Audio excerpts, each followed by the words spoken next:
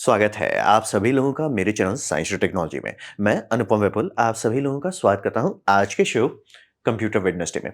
If you want to watch this video in English please click the description, click the first link that will take you to my English only channel. तो आज हम लोग बात करेंगे Japanese 1.4 nanometre का जो Gamble खेला जा रहा है उसे समझते हैं, क्योंकि न्यूज में अभी ये बहुत है।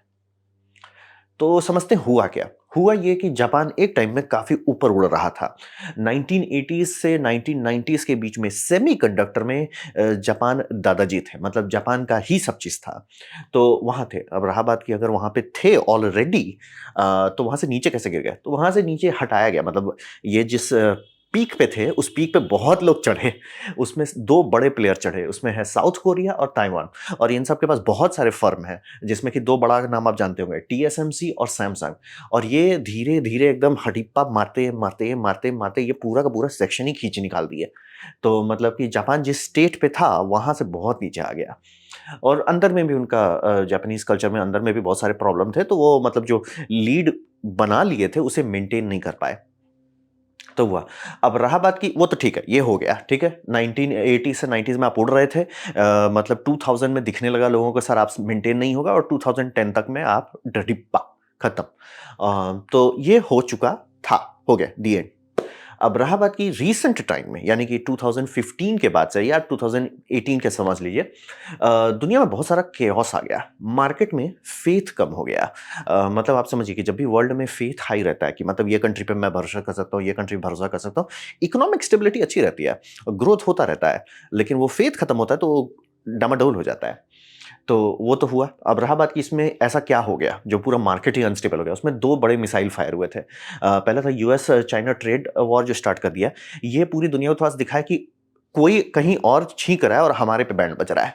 तो ये थोड़ा साबित कर दिया। मतलब एक होता है ना कि लोग डिपेंडेंट थे, लोगों को पता था, लेकिन कितने डिपेंडेंट हैं और कितना ज्यादा वनरेबिलिटी है, ये तब थप्पड़ पड़ने के बाद पता चलता है। जैसे कि यूरोप रशिया पे डिपेंडेंट था, थप्पड़ पड़ा जब रशिया यूक्रेन वॉर का, तब समझ में आया कि अरे हम सही में डिपेंडेंट हैं। तब जाके तुरंत इधर उधर मेहनत कर रहे हैं कि भैया हमको इधर से गैस लाओ, इधर से करो, वो सब करो।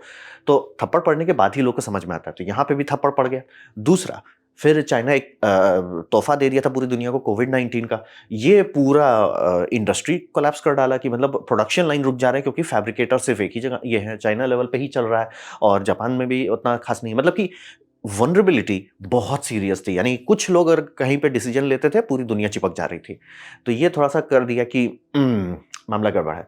तो जापानीज गवर्नमेंट को दिखा कि भैया यहाँ पे हमें कुछ करना पड़ेगा। और मतलब कहते हैं ना, इन्वायरमेंट फर्टाइल था, लोग चाहते थे कि कोई बैकअप बन जाए। तो उस मार्केट में आपका 2022 में गवर्नमेंट सीरियस स्टेप लिया, और वो लोग डील बनाए कि हमें डोमेस्टिक फैब्रिकेटर्स चाहिए। मतलब कि हर चीज हम लोग ताइवान से ले आए या साउथ कोरिया से ले आए। कुछ कुछ अपना चाहिए सर। हम लोग थे, एक टाइम पे थे, लेकिन अब हम लोग बहुत नीचे आ गए हैं। तो नीचे से फिर ऊपर की तरफ चलते हैं। तो अब बात करते हैं इसमें लिए किसको किसको जोड़ा गया। इसमें जोड़ा गया ministry of economy trade and industry. भगवान जाने कैसे लोग इन नाम रखते हैं, बट वही है। फिर एक दूसरी मिनिस्ट्री है, new energy and industrial technology development organisation, NEDO. तो ये दो, मतलब गवर्नमेंट के अंदर बहुत सारे ब्रांचेस होते हैं। अलग अलग ब्रांचेस को अलग अलग वो प्रायोरिटी दिया जाता है ऊपर से प्राइम मिनिस्टर से कि भैया तुम ये सब चीज़ पे मेहनत करो। तो ये लोग आए हैं साथ में कि ठीक है हम इसको संभालते हैं। और रहा बात की यहाँ पे जापान में प्राइवेट कंपनीज बड़ी बड़ी हैं, तो वो लोग भी आए, सामने आए, जिसमें आप कुछ लोगों का शायद नाम सुने होंगे कभी। जैसे कि टोयोटा है, शायद नाम सुने होंगे। सोनी है, कभी नाम सुने होंगे। एनटीटी है, एनईसी है, यानी जितने लोग माइक्रो कंट्रोलर पर काम करते हैं सबको पता है। और सॉफ्ट बैंक, पैसा के बारे में डिस्कशन नहीं करते। तो ये लोग को भी लाया गया। और यहाँ पे हम लोग थोड़ा बड़ा बात कर रहे हैं। कितना बड़ा बात कर रहे हैं, $1.3 बिलियन स्टार्टअप इसमें रैपिडस में दिया गया है। अब रहा बात की 1.3 बिलियन आजकल सुनने में थोड़ा छोटा लग सकता है, लेकिन स्टार्टअप के लिए वो बहुत ज्यादा बड़ा नंबर है। मतलब कि ओपन एआई अब डीलिंग करेगा तो हाँ भाई 10 बिलियन 20 बिलियन पे करेगा, लेकिन स्टार्टअप फेज में $1 मिलियन से आगे जाना बहुत मुश्किल होता है। और मुंह खोल के 1.3 बिलियन निकाल देना, उह, तो सीरियस है। ओह बाय द वे, टीएसएमसी भी चाइना में जाके फाउंड्री बनाया है।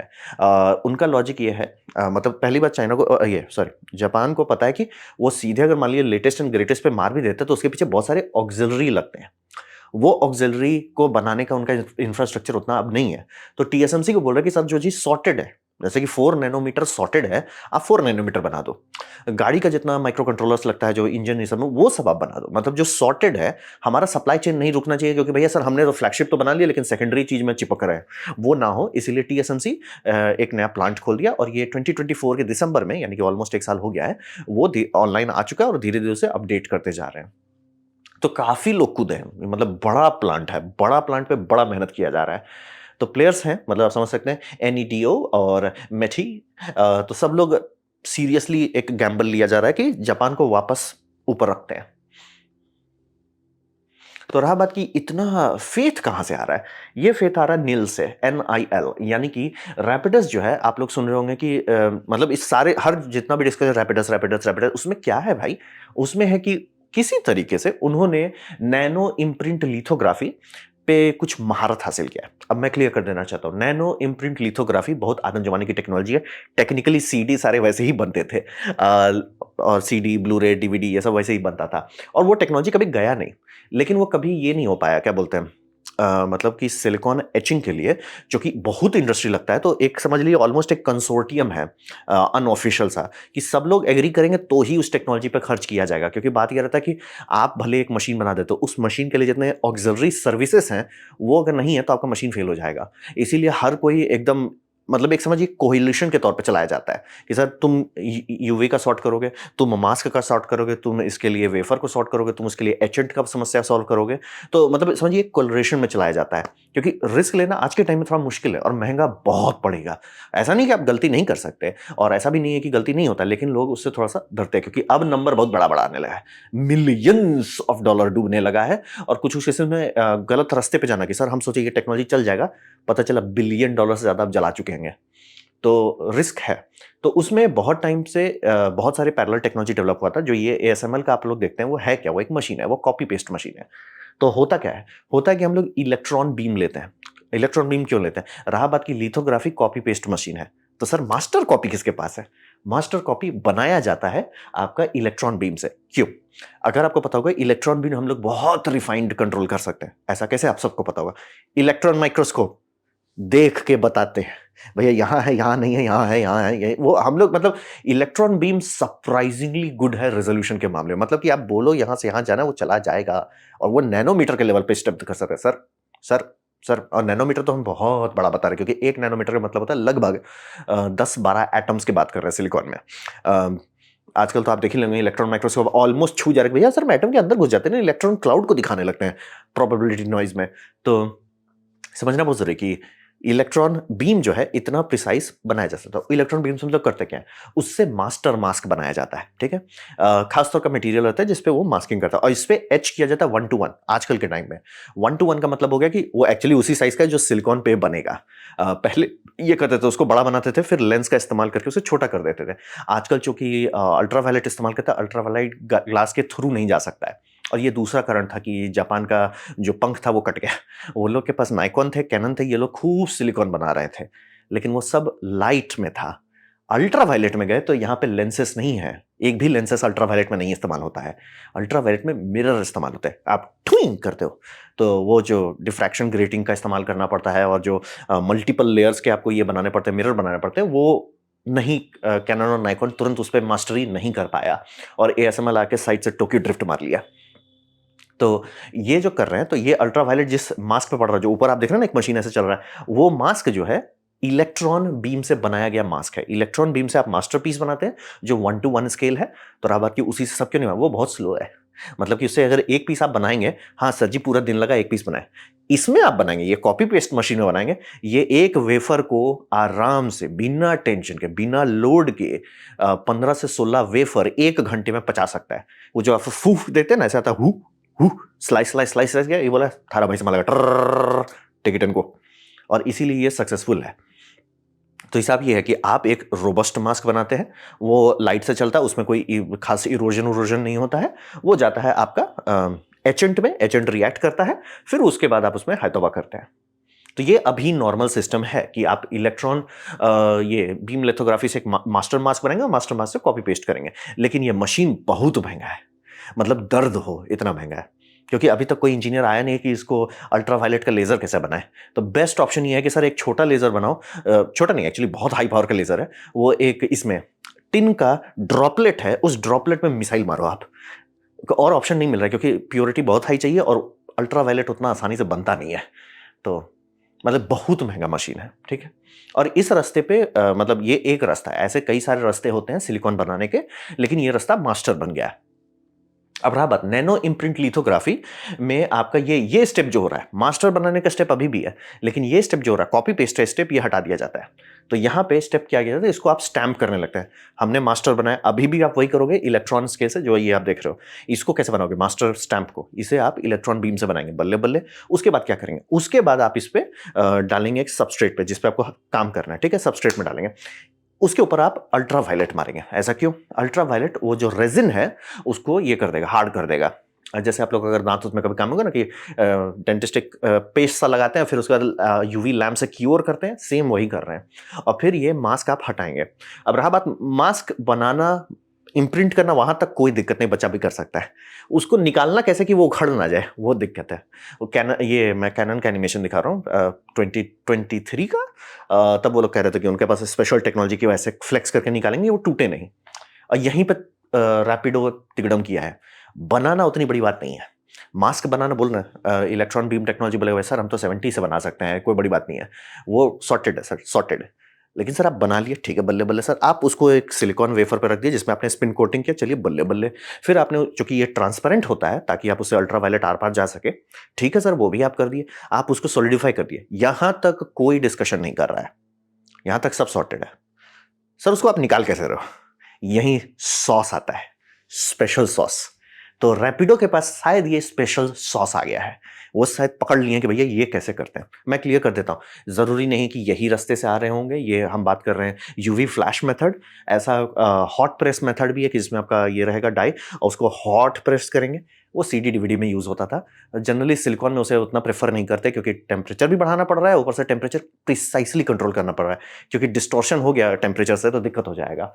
तो अगेन यही मैं क्लियर करता हूँ, बहुत सारे ऑप्शन हैं, जैसे कि ये कॉपी पेस्ट मशीन है, स्टैंपिंग भी एक कॉपी पेस्ट मशीन है और इस पे भी लोगों ने बहुत काम किया है। और बाय द वे ये आपके बहुत सारी चीज में अभी भी यूज होता है सिलिकॉन में, जैसे आपका ये ओलेड के लिए जो उनको माइक्रो लेंस चाहिए, बहुत सारे वैसे स्ट्रक्चर ये सबसे बनता है। तो हिसाब वही है। लेकिन मैं क्लियर करता हूँ, ये टेक्नोलॉजी कोई नई टेक्नोलॉजी नहीं, ये पैरेलल टेक्नोलॉजी कहलाएगी। पैरेलल यानी कि ये साइड में लोग इस पे मेहनत कर रहे थे कि ये करें। जैसे कि कुछ लोग ट्राई कर रहे हैं एक्सरे से next generation copy paste machine बनाने का, लोग लगे हुए हैं, कल को वो चमक सकता है, कल न्यूज में आ जाएगा परसों। तो कॉन्टेक्स्ट वही, लोग लगे हुए हैं ऐसा। तो ये एक रैपिडो के पास शायद कोई ब्रेक थ्रू है कि सर हम इसे 1.4 नैनोमीटर तक रिलायबली बना सकते हैं। 1.4 नैनोमीटर, इसके लिए जाना मुश्किल है। और ऐसा नहीं कि वो कर नहीं सकता, बस बात है कि वो करते करते उसकी बैंड बच जाएगी, मतलब कि उसका यील्ड रेट घट जाएगा। ये यील्ड दे पाएगा, पहली बात तो मशीन भी सस्ता है और यील्ड भी ज्यादा है 1.4 नैनोमीटर पे। ये होप है। सारा खेल आप जो देख रहे हैं वो यही है। रेजिन जो आप देख रहे हैं, रेजिन प्रिंटर जो है, एग्जैक्ट वही लॉजिक है कि रेजिन प्रिंट आप ये डालेंगे, स्टैंप करेंगे, क्योर कर देंगे, निकाल देंगे मास्क। मास्क कैसे निकाल रहे हो बिना तोड़े फोड़े, वो आपकी मर्जी है, लेकिन आप निकाल ले रहे हो। ये बोल रहे हैं ऐसा पैटर्न बनाया जा रहा है। एंड अगेन ये सुने, आपको पैटर्न सब लग रहा है भैया इतना छोटा पैटर्न कैसे बना रहे हो किसी चीज पे। आप लोग कितनी बार देखोगे ना कि राइस ग्रेन पे लेजर से लोग बच के आजकल एचिंग करते हैं, फिर है कि एटम के साइज का हम लोग मशीन बनाए, वो बड़ी बात नहीं। इलेक्ट्रॉन बीम में आप अगर आइएगा सर, कोई बड़ी बात नहीं है। तो ये नील पे ही सब लोग का तुक्का लगा हुआ है। अगर ये मशीन सही से डिलीवरी दे पाता है, जापान सही में उड़ने लगेगा। अब रहा बात हकीकत क्या है, तो हकीकत यह है कि हमको पूरा जो स्टडी कर रहे हैं इसका, उसमें आ रहा है कि लोग बहुत बुरी तरह से इसको मानना चाहते हैं कि यह सच है। मतलब कि इसका ये सही होना चाहिए, हमें ऐसा नहीं होना चाहिए कि सिर्फ ताइवान है, क्योंकि सबको लगा हुआ है कि शी जिनपिंग ताइवान पे हडिप्पा मारेगा और फालतू का सा आपका वर्ल्ड सप्लाई चेन बिगड़ जाएगा। तो वो सब लोग उससे सेफगार्ड चाहते हैं। और चाइना का भी ग्रोथ तो हो रहा है, क्योंकि चाइना भी अब फ्लैगशिप पे नहीं है, मतलब कि वो अगर साउथ कोरिया से भिड़े टेक्नोलॉजी में, फ्री का मर जाएगा।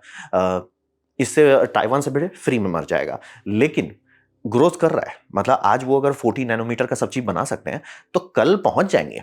कल वो 4 नैनोमीटर पहुंच जाएंगे, तुरंत नहीं पहुंचेंगे लेकिन पहुंच जाएंगे। और रहा बात, बाय द वे 40 मिनट के कारण ही वो टिके हुए हैं इतने बड़े मार्केट में। क्यों? आपके इन्वर्टर में, सोलर इन्वर्टर में या गाड़ी के ड्राइवर सर पे, वो सब में थोड़े कोई लगा रहा है कि हाँ भाई हम आपका 4 नैनोमीटर का स्टेबलाइजर का चिप बना रहे हैं। ऑब्वियसली नहीं कर रहे हैं, वो 200 नैनोमीटर पे बन रहा है। वो सब पे चाइना इतना महारत हासिल रख चुका है और पूरा सप्लाई चेन, मतलब कि मैक्रो स्केल तक सब चीज है कि वो आराम से कूद जाएंगे। आज नहीं तो कल वो पहुंच ही जाएंगे जहां वो वर्ल्ड का बेस्ट सिलिकॉन बना पाएंगे। अभी थोड़ा दूर है लेकिन पहुंच सकते हैं। और ताइवान डिपेंडेंसी भी सबको बहुत खतरनाक लगा कि सर एक देश पे नहीं होना चाहिए, क्योंकि अभी भूकंप आया, कभी कुछ हुआ, बैंड बज जाएगा। जैसे कि आप लोग का अगर उम्र मेरे जितना होगा, याद होगा कि एक फ्लडिंग हुई थी, हार्ड डिस्क का पूरा दाम पूरे मार्केट में डबल हो गया। उससे पहले हार्ड डिस्क सस्ता था, उसके बाद हार्ड डिस्क महंगा हो गया और कभी दाम घटा नहीं। फ्लड के कारण एक फैक्ट्री में कुछ हुआ, ठीक है, हो गया, लेकिन वहीं से पूरा प्लेनेट का प्लैटर या मोटर, कुछ लोग कहते हैं मोटर था, कुछ लोग कहते हैं प्लैटर था, मेरे को लगता है प्लैटर है, मोटर हमको नहीं लगता उतना सीरियस चीज है, बट ठीक है, बूम हुआ, पूरा प्लेनेट का दाम बढ़ा दिया। तो हर किसी को कि सर बैकअप चाहिए। और बाय द वे अमेरिका भी खूब खर्च कर रहा है। सैमसंग भी अमेरिका में फैब बना रहा है जिस पे काम किया जा रहा है, और टीएसएमसी भी फैब बना रहा है जो अमेरिका में काम किया। तो अमेरिका लगा हुआ है और अमेरिका का बेनिफिट है पैसा का। वो बोलते वो 30 बिलियन चाहिए, एल जी 50 बिलियन, जाओ खुश रहो, तुम भी क्या याद रखोगे। वो पैसा अपना समझ के दे रहे हैं और वो आज नहीं तो कल खुलने लग जाएंगे। तो सबको वही है कि पैरेलल ऑप्शंस होने चाहिए, वही है। और क्लेम कर देना कि सर हम इसको 5 साल में रेडी कर देंगे, ये कर देंगे, वो फ्री है। और गवर्नमेंट बहुत भांजता है, आप लोग को उम्र होगा तो पता होगा, गवर्नमेंट भांजता ही है, किसी भी देश का कहीं का भी गवर्नमेंट से भांजता ही है। वो फ्री है, उस पर टैक्स नहीं लगता है, फ्री है। और मनी प्रॉब्लम नहीं है। हमको टाइम फ्रेम से बड़ा थोड़ा लग रहा है सर, टाइम फ्रेम आप थोड़ा ज़्यादा ऑप्टिमिस्टिक कह दीजिए, लग रहा है हमको। तो 5 साल में ये सब चीज़ कर देंगे। और सबसे बड़ा दिक्कत है कि वर्कफोर्स कहाँ से आएगा। और ये बाय द वे ये अमेरिका में भी दिक्कत हो रहा है कि सर बिल्डिंग तो बना लेंगे, सो वर्कफोर्स कहाँ से आएगा। क्योंकि रहा बात, ताइवान में सब लोग वो गलत वर्क कल्चर पर चलते हैं। गलत वर्क कल्चर का मतलब है कि वर्क ही करते हैं और कुछ नहीं करते हैं। तो रहा बात कि अमेरिकन वाले वैसे थोड़े करेंगे। और रहा बात ये हाईली स्किल्ड हाईली है, तो ऑब्वियसली वो एक्सपेक्ट करते हैं अमेरिकन लिविंग स्टैंडर्ड। इसीलिए ये सब यूरोप में नहीं होता है। कोई उतना कम सैलरी के लिए वैसा मतलब स्लेव लेबर पर काम पे काम नहीं करेगा। तो वो मैनेज आप कहाँ से करोगे। और रहा बात कि वो सब तो आपने ठीक कर दिया, ठीक है, कि मान लिया किसी से आप बहुत अच्छी सैलरी देते हो या मल्टीपल शिफ्ट रखते हो, कुछ करते हो, ठीक है। सर जब आपका पॉपुलेशन तो है ही नहीं, पॉपुलेशन तो आपके पास है ही नहीं। क्योंकि आपका पॉपुलेशन जाना शुरू हुआ था, आपका समझ लीजिए 1970 से इनका बर्थ रेट नेगेटिव में जाना शुरू हुआ, यानी कि 2.1 से नीचे चले गए थे। हर औरत को 2.1 मिनिमम रहना पड़ता है, एवरेज निकाल के। और जिसको नहीं समझ आता 0.1 का क्या मतलब, 0.1 का मतलब कुछ औरत को 0 होगा और कुछ को ट्रिपलेट्स होंगे, कुछ 3 या 4 होंगे, वैसे करके एवरेजिंग 2.1 होना चाहिए। ये 1970 में ही नीचे चले गए, उसे आज तक वापस रिकवर नहीं किया, यानी कि इनका टिकट कट चुका है। यानी कि 2024 का अगर आप डेटा लेते, 2024 बीत चुका है, 2025 का अभी मैं बना रहा हूँ वीडियो, तो लेकिन दिखा नहीं सकता वीडियो, अभी डेटा आया नहीं है। तो इनका बर्थ 2024 में 0.69 मिलियन बर्थ्स हुए थे, ठीक है, आपको लगेगा तो काफी हेल्दी है। जो डेथ हुआ था, नंबर ऑफ डेथ्स था 1.62 था, ये ऑलमोस्ट 1 मिलियन श्रिंक कर गए, 1 मिलियन एक साल में। और ऐसा इनका कंटिन्यूअसली चल रहा है। और आपको अगर मतलब क्लियर नहीं दिख रहा है तो आप ये समझिएगा, बोला अरे लाइन बीच में तो बढ़ गया था 2016-17 पे, नहीं, 2016-17 में 1.45 तक पहुंचे थे और अभी 2024 में ये 1.15 पे चला गया है। बच्चे ही नहीं है। और बाय द वे ये कैस्केड फेलियर बनाता है, यानी कि आपके रोड्स बनाने वाले नहीं होंगे, डॉक्टर्स के नहीं होंगे, और ये इमिग्रेशन पे अब मेहनत कर रहे हैं, इमिग्रेशन लॉ, लेकिन जो आ रहे हैं वो लाना नहीं जा रहे हैं। और रहा बात वो तो आपका, हाँ भाई हम आपका सेमीकंडक्टर फैब में काम करेंगे, सर वो बाहर से नहीं मिलता है, वो बाहर से नहीं लाया जाता है। तो ये एक सीरियस मतलब समस्या है कि आप क्लेम कर दिए, ठीक है, सर आपके पास वर्कर्स नहीं है, एजुकेटेड क्वालिफाइड वर्कर्स नहीं। और ऐसा उसका प्रॉब्लम क्या है, उनका बात है कि उनका कल्चर बहुत रिजिड और स्टूपिड है।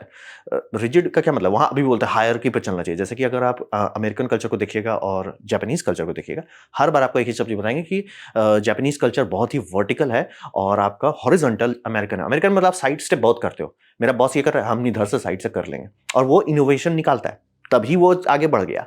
वहीं पे जापान में कि बॉस कह दिया तो कह दिया, कंपनी डूबने दो, उसमें कुछ नहीं है। तो वो रिजिडिटी तो नहीं चलेगा। और दूसरा ये लोग भी एकदम ब्रेन से डैमेज है, इनका है कि काम करो और मर जाओ, ये होता है। ये वर्ड है, गूगल कर लीजिए, बट लाइक वीडियो मत देखिएगा। KAROSHI, क्रोशी, तय हो जाते लोग काम करते करते। सर आपका देश हेल्दी नहीं है, मैं हमेशा बोलता हूँ 2 ही चीज़ से आप देश का हेल्थ जान सकते हैं, बाकी सारा चीज़ टेम्पररी है, सारी चीज़ टेम्पररी है। पहला, अगर आपके देश में किसी को ऑप्शन मिलता है देश से बाहर छोड़ के जाने का, कितने लोग बाहर जाएँगे? क्योंकि ऑब्वियसली बहुत लोग, अगर आपका देश हेल्दी भी है तो बहुत लोग बस चेंज के लिए चले जाते हैं। बहुत लोग का होता है कि यहाँ पे फैमिली के साथ नहीं बन रहा है, वो जस्ट लाइक होता है, पर्सनल होता है, वो सब ठीक है, वो थोड़ा-सा अप डाउन है। फिर अगर है दूसरा होता है कि सर जैसे इंडिया में है, थोड़ा-सा पैसा में अमेरिका खत्म सर, द एंड। यही लोग सबसे ज़्यादा हल्ला करते हैं, इंडिया के लिए करना चाहिए, वो जितना भी कुछ वही सबसे पहले भागते हैं, ठीक है? वो सबसे पहला पॉइंट है। दूसरा, टीएफआर कितना है, यानी टोटल फर्टिलिटी रेट कितना है, वो अगर 2.1 से नीचे है, फ़र्क नहीं पड़ता। समय आपको डिलीट कर देगा, मतलब ऐसे खत्म। आप मार के लो, हमारे पास बिल्डिंग है सर, कबाड़ है। हमारे पास ये है, कबाड़ है। समय ये सबको कबाड़ में बदल देता है। Baby is one of the most priceless asset. बाकी कुछ नहीं है। नॉलेज है, एजुकेशन है, कुछ नहीं है सर। अब हम लोग बिना मेडिसिन के भी बचे हुए थे क्योंकि बेबीज थे। बेबीज खत्म हुआ सर, आपके पास सब कुछ होगा तभी आप मर जाइएगा। तो समझना बहुत जरूरी है। आप जो लौंडों को एकदम ऐसे काट रहे हैं सर, आपसे नहीं चलेगा देश। और अगेन ये आप ही का रेटिंग है, मैं नहीं कर रहा हूँ, ये तो आप ही की रेटिंग है। अब खुद ही हल्ला कर रहे हैं, सर ऐसे नहीं चलेगा, ऐसे नहीं चलेगा, हम बीवी बनाओ उसके लिए पैसा देंगे। इट्स लाइक सर नहीं करोगे आप सारे आदमी का गर्दन काट रहे हो, फिर बीवी घर में गर्दन काट रही है। तो बोल रहे हैं ना भैया, हम तो मर ही रहे हैं, बोल रहे हैं मर जा रहे हैं। इट्स लाइक मजाक भी नहीं कर रहा हूँ। एक जो सबसे हॉरिफाइंग वीडियो हम देखे थे, वो बंदा था, एक बस ड्राइवर था, वो अराउंड 40 ईयर का था, बहुत ज्यादा बूढ़ा नहीं था, हेल्दी ठीक ठाक था। ऑब्वियसली 3 जॉब कर रहा था तो हेल्दी ही होगा। निकला बस से, चला, यहां उसके लिए वर्ड है, इतने लोग मारे गए। और इसमें भी सब लोग कह रहे हैं कि सर ये तो वर्स्ट केस इनका है कि 80 वीक आवर्स पर वीक ऐसे करके कुछ नंबर है, उससे ऊपर जो रहता है उसी को काउंट करते हैं। अब सर वैसा करोगे कोई आपके देश को नहीं जिंदा रखना चाहिए सर। ये तो like slavery with extra steps है, बस फैंसी दिखता है। इसलिए आप पैदा हुए हो फैमिली के लिए, काम के लिए नहीं। तो अब वही बोल रहे हैं, इनका बर्थ रेट कभी रिकवर नहीं हुआ। 1970 में गिरना शुरू हुआ, मतलब बीच में काफी लोग हल्ला कर रहे थे। वो आप 2014 में तो ऑलमोस्ट लगा होगा शायद रिकवर कर रहा है, लेकिन वो तो 2020 जो हकीकत है, मतलब 1 मिलियन आप लॉस किए हैं, 1 मिलियन। और बाय द वे, जैसे बच्चे कम होते हैं और स्कूल्स कम हो जाते हैं, जो बच्चे कुछ स्कूल है उसका दाम बढ़ जाता है, तो लोग बोलते हैं भाग कि अफोर्ड करें। फिर प्रेगनेंसी केयर का दाम, उसमें गवर्नमेंट का बुद्धि है। गवर्नमेंट सीधा बोल रहा है प्रेगनेंसी भैया फ्री दो, बिल हमको दे दो, हम ले लेंगे।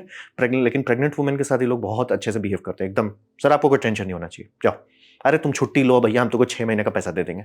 वो इकोनॉमिकली स्टेबल नहीं है, बट करो, अब बच्चे ही नहीं है तो करोगे क्या? तो हकीकत वही है। मैं सपना इनका फ्री है, रैपिडो पे काम कर रहे हैं, मे भी टेक्नोलॉजी सही हो जाए, लेकिन बाकी सारे जो चीज चाहिए देश को ये पंख निकालने के लिए, उसमें सर बहुत खोखलापंती है आपके पास। तो आपका उतने best of the best smart engineers चाहिए जो आपको इतने सारे फैक्ट्रीज आप बना रहे हो उसको चलाने के लिए, कैसे लाओगे? क्योंकि अमेरिका बस ये बेनिफिट है कि भले उनकी पॉपुलेशन कोलैप्स की हुई रहती है, क्योंकि बोले लैंड ऑफ द फ्री है, हर कोई वहीं जा रहा है, उनको कोई टेंशन, उनको तो बॉर्डर बनाना पड़ रहा है कि भैया तुम लोग आना बंद करो। तो रियलिटी वही है कि मेरे को इसमें ज्यादा ये दिख रहा है कि लोग चाहते हैं कि ये सच हो, ना कि अच्छा ठीक है ये सारे रिक्विजिट मटेरियल रेडी है, सॉर्टेड है, वी गुड। ये नंबर नॉट गुड। आप 1.15 पे आ गए, ये 0.9 उतार देंगे तो तब तो करेक्ट टू बी फेयर 0.9 वो जा चुका है साउथ कोरिया, सॉरी हाँ साउथ कोरिया ही आ चुका है। लेकिन कुछ लोग बोल रहे हैं शायद नॉर्थ कोरिया का भी नंबर बहुत अच्छा नहीं है बहुत दिन से। तो ये समझना बहुत है। और बाय द वे ये नंबर 2.1 से नीचे जाता है, 90 ईयर का डेड क्लॉक चालू हो जाता है। 90 ईयर में आप माइनॉरिटी बन जाइएगा। माइनॉरिटी के बाद बाहर वाले लोग बोलेंगे सर फ्री फूड, फ्री है सर। तो ये था मेरा प्रेजेंटेशन। ये जो जापानीज गैम्बल के बारे में बात हो रहा है कि जापान वापस आएगा, 1.4 नैनोमीटर पे आएगा, तो ये हो क्या रहा है? उम्मीद करता हूँ आपको अच्छा लगा, कुछ सीखने में, कुछ समझ में आया। अगर ऐसा है लाइक कर दे, दोस्तों शेयर कर दे, उससे मेरा काफी भला होगा। नहीं अच्छा लगा, नहीं पसंद आया, कोई बात नहीं, आप डिसलाइक दबा सकते हैं। मैं कमेंट डिसलाइक 2 बार दबाएं, उससे मुझे पता चलेगा कितना ना पसंद हुआ है। मैं आपसे कमेंट लिखें, हर कमेंट को पढ़ने की कोशिश करता हूँ। आपसे सब्सक्राइब कीजिए, बेल दबाइए, अगर आप फ्री हैं तो। आपने वीडियो देखा, जानकर मुझे बहुत खुशी हुई। धन्यवाद।